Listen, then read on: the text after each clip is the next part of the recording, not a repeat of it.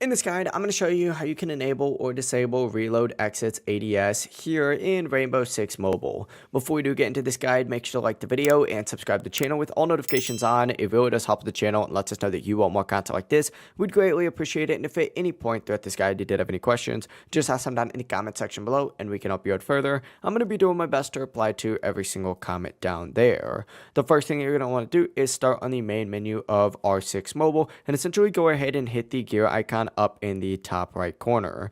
This is then going to load you into your settings, where you're going to want to navigate to the gameplay tab on the left hand sidebar and essentially just scroll down until you find the option for Reload Always Exits ADS. This is going to be in the input automation tab right here, and as you can see, it's going to be this third little option for me, and I'm toggling it on and off just like so. Now obviously you can turn this by toggling it on and off here using this toggle switch. If it's on, just like so, that technically means that reloading will automatically take you out of aiming down sights. If it's off, you will stay in ADS while reloading. So choose whatever one fits your play style the best. But that is you can enable or disable Reload Exits ADS here in R6 or Rainbow Six Mobile. If this guide did help you out, make sure to like the video and subscribe to the channel with all notifications on. It really does help us out and lets us know that you want more content like this. We'd greatly appreciate it. And if at any point that this guide did have any questions, just ask them down in the comment section below and we can help you out further. Have a great rest of your day though. Peace.